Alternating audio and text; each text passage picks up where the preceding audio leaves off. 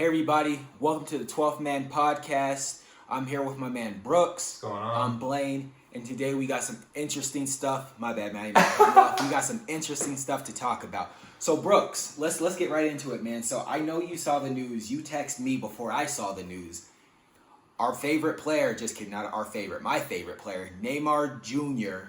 signed a huge new contract with PSG this week. After months and months of speculation, $30 million a season, 5 years. Or is it 4 years or is it 5 years? 2025, so 2025, I think, yeah. I think it's 2025. Yeah. 4-year contract, man. What is that? 120 million? That's big numbers, whatever it is. 120 million for the Brazilian.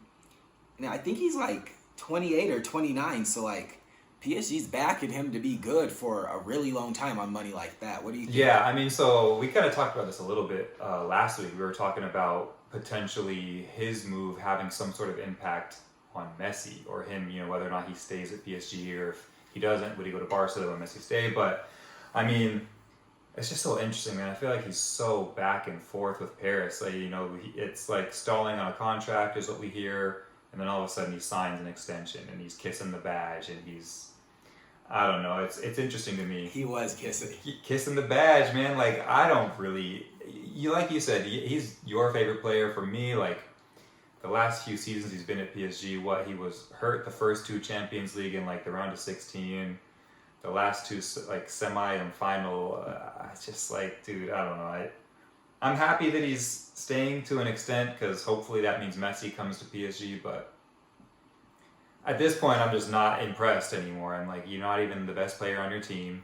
Mbappé has definitely taken that role. So, I don't know. I guess, and when you're looking at it, I don't know. With the amount of money that Paris have, who would they have signed over him? But I don't know. He's there. He's good. Definitely. I mean, I got to give him credit. He is great. I just really wish I could see more production out of him, especially, I don't know, the last couple Champions League games he's been in. Just not a huge not a big impressive game to me. Yeah, no, that's fair. I agree. Like the first 2 years he was out. Last year, I mean, did they choke in the final? The final was 1-0, but whether they choked or not, he didn't get a goal and he had opportunities. Them going out against City last week or the week before, they had opportunities. And you would think a guy that's getting 30 million a season, he should be doing that. Like you said, Mbappé is the best player on the team. Yeah. And also, so him staying might mean Messi comes, but it also might mean that Mbappé leaves. Because I heard Mbappé wants to make the same kind of money that Neymar's making, or he won't sign. I mean, yeah, I don't know how much money PSG has. Right. Yeah, I think that it's less, and I don't know all of, obviously, like the details behind financial fair play. I think it's less about how much they have, but how much they can actually spend. But I mean, if that's the case, I would take Mbappé all day over Neymar. I would pay Mbappé whatever he wants. I haven't heard that Mbappé wants X amount of money or wants to be paid like Neymar is being paid. If you heard that, then I obviously believe you. But I don't know. I would have done whatever it takes to keep Mbappé, because I believe he's the future. He's obviously much younger. I think that he performs better, and I would just rather have him there. I think that, we could go on and on about this, but I just think that his head is a little bit more in the game and the performance and the desire than Neymar.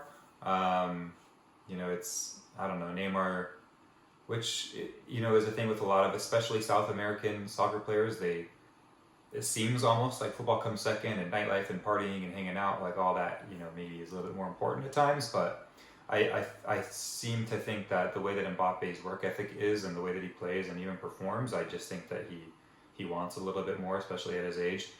I don't know. I mean, he didn't perform. No one at Paris performed great over the last two legs, except for the first half. You really, I guess, you can't really pinpoint it on one person, especially because, like you said last week, that first game, Mbappé had less touches than Navas. But either way, Neymar stay until 2025, which is crazy. Good for them. Good for him. Yeah, good. Yeah, good for him, good for them. But yeah, if it comes at the cost of letting Mbappé go, I mean, I would say, as much as I love Neymar, that's bad. Yeah, you're right. I get that's just bad business. Like, who would you rather keep? The 21, 22-year-old kid that is clearly ambitious in terms of only football, or the international superstar that, like, he'll sell jerseys, he'll keep DJ Snake set popping in Paris, he'll sell all the Red Bull you can drink, and if he's feeling it, he'll show up and he'll get you a hat trick in a final. But if he's not feeling it, he might just clown the whole game and shout out to Neymar. No, you're right. But I mean, I guess one last thing is, I mean, we've talked about Nike's importance to PSG, and I think PSG's importance to Nike. And PSG's, obviously this is clearly a footballing decision, but I wonder how much it would factor into PSG's business dynamics that they're choosing to keep for a longer amount of time, potentially a Puma sponsored athlete than a Nike sponsored athlete. But I mean, that's speculation, obviously. Yeah. Which, to be honest, dude, so when he signed the Puma contract, I was like, maybe that would have some influence on him not re-signing with PSG for the whole fact. Because it's like, Adidas players, like, they're getting pushed into Man U, they're getting pushed into Bayern Munich. Nike players, they're getting shoehorned into PSG. They're trying to push them over to, there's no, basically it's PSG. There's no evidence that they're sending them to Barcelona. But, like, there's definitely, some sway. Yeah. I don't know how much. At the end of the day, I'm not entirely sure how much that plays into people's contracts. But you always hear about, Adidas reportedly wanting to pay to get Nike to an Adidas sponsored team, and the same for Nike with Ronaldo. But I don't know. Ronaldo hasn't been on a Nike sponsored team since Man United, so I really don't know how much that actually has to play in the whole situation, but it's worth talking about, I guess. Yeah, I guess the only definitive thing we can say is once a new sponsor takes over as a club's kit supplier, they do make a much stronger push to sign the current players on the like list. Initially, right? Yeah. Mm-hmm. Like Puma comes to Man City, they look at Fernandinho, hey man, like, what's it gonna take to get you with Puma? And similar, that's the only one I can think of off the top of my head, but at least that's what it seems like, but Yeah, specifically with City. Specifically with City, it seems like they had half the starting 11 on Puma at this point, and they've all pretty much switched from Nike. So. Yeah. Be interesting to see what those contracts look like. Yeah. Speaking of Manchester City, Brooks, they made it through to their first UEFA League, or not. Sorry, guys. Don't. Champions League final by knocking out Paris. Yeah. And they coincidentally played the other Europe or English team that made it to the final, in Chelsea, just yesterday. Did you catch the game? I did catch the game. Yeah. What'd you think? It was one of those games where... What are your thoughts? Tell me everything you think. Yeah. One of those things where, City looked like they had control of the game for the most part, but it was... I don't know. I think they played like this kind of in the mid-half of the season when they were just kind of like, playing average football. Then they really started to step it up the last portion of the season. But, they kind of had... the possession, they had a lot of the control of the game, it seemed, but they just, couldn't pull through. And I hate to say this, but that missed penalty by Agüero does not... I was hoping you brought it up. That is not look good. So bad. That was so bad. So obviously that was a big miss. And I'm never one to be like, oh, the refs did this and the refs did that. But it looked like Sterling won a clear penalty to me, and again, Agüero should have scored that. KDB wasn't in. Like, I don't know, it kind of seemed like somewhat of a little bit of a rested squad. No Mahrez either.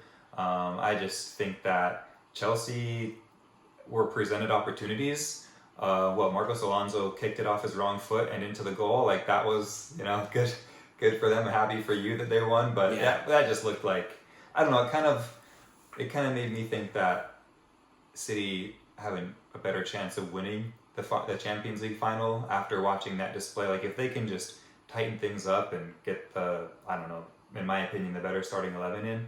I don't know. I think that they pretty much have it. That was a kind of a mishit by Alonso, but it went in, and that's all that counts. So great win, pretty good game. Agüero needs to do better, and jeez, that was bad. Yeah, man. I kind of felt the same way. Like I looked at the game, I'm like, yeah. I also kind of thought like the thing with City is like their B squad could still win the best bench out there. You're right. And yeah, and that to me that definitely looked like at least like that wasn't their most elite squad. You know, winning that game meant a lot more to Chelsea to secure top 4, where it's like Man City is like 98% sure to win the Premier League, regardless if they get that 3 points off Chelsea or not.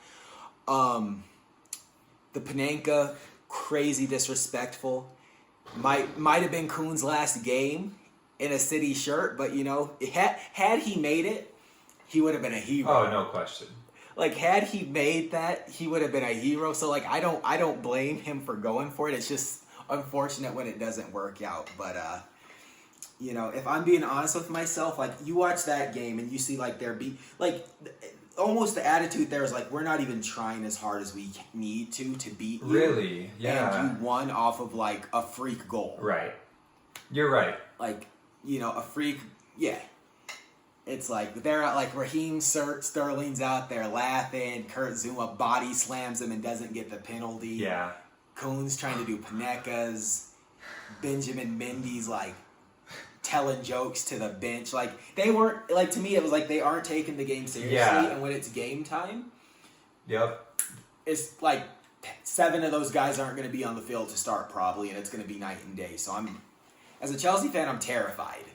That's what you're like your party squad came out there and like because they were partying around they didn't win, and you only won because like 2 guys collided into each other and Alonso's wrong foot knocked the ball in. Like it just happened to happen. Yeah. You know? I'm sad. That game makes me so sad. Like they won, but I'm sad. It's like it's not a good feeling. That's all I'll say. Because that was Chelsea's A team. Right. That was like that was the best we can do. And that's them just like it's like the other day when I told you we had like an indoor game. Mm-hmm. So let me tell you about this. So we show up to the place. These guys are wearing like those ribbed sleeveless t-shirts. Amazing. And like basketball shorts. So they didn't look like they were actually good. So like we went out there like thinking it was a joke. These guys turned it on. So it's just like when you're like in the mind state where it's like, we don't care. It's like anyone could beat you. And I feel like that's what City was like. They didn't care because they don't have to care. But like come the 29th of May, it's going to be a whole different story. Yeah, I mean, you're totally right. And I think that Pep is probably still grilling into those guys because he talks about that all the time. It's like, look, anyone can beat you at any given day in the Premier League.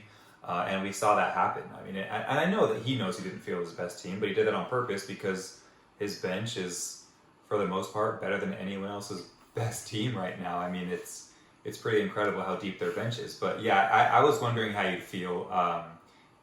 But yeah, you saying that you're still scared even after a win, like because the win will boost morale, but terrifying. But yeah, I mean the way they won probably won't boost much morale. So everybody knows. It's like everybody knows that it was like. We got lucky and they were having fun and that wasn't their best team. Like there's no reason to feel good about going into the final. Like if our best team would have beat their fun team like 5-1, right. I'd feel good. But getting a goal in the 92nd minute that wasn't even a real shot, it's like, can you feel proud about that? I mean, if that was the final and we won, I'm beating my chest. Totally. A league game that doesn't mean anything at all to City, no. Right. There's no glory in that for us. Interesting.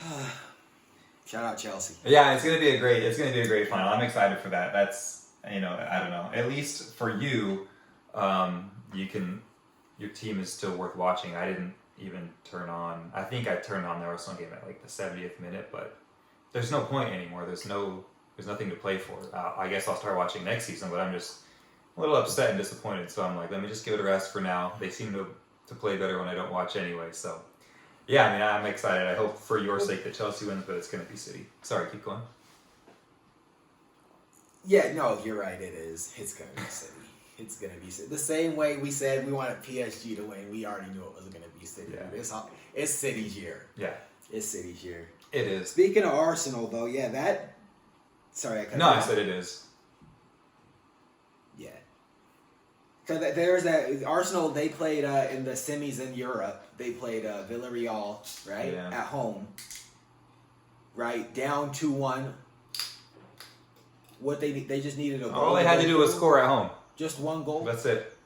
Just a goal to go through. What did Arteta do? He didn't even start a striker, did he? This week, I mean, He didn't even want to score a goal. he played Aubameyang.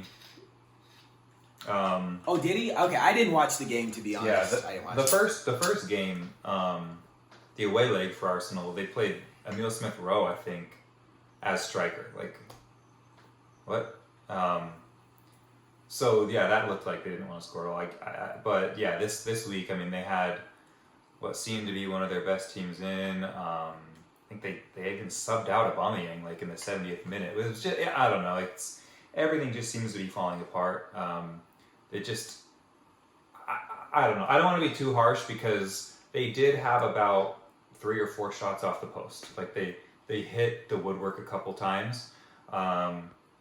But still, at home you can't score. They're doing really awful at home the entire season. Like you needed one goal to go through at home, and you couldn't even get that one goal. With the likes of Aubameyang, Pepe was on there. I mean, they should have been able to score one goal. This is super upsetting to like talk about and watch, and then now you've got an entire season of no European football. Just as an Arsenal fan, it's extremely upsetting. I don't remember non-European football for Arsenal. That's how long it's been. It's like emotional. I'm just like super distraught. I guess I don't know. I guess this is what it feels like to be a Tottenham fan. It's not a good feeling. It's not. Oh man, I feel bad for you, Dad. If you're watching this, Oh, yeah. it's too bad. You guys buy you both a Chelsea jersey next season. Oh man, Watch your real no, team play. Just no. I forget your dad's an Arsenal fan, man.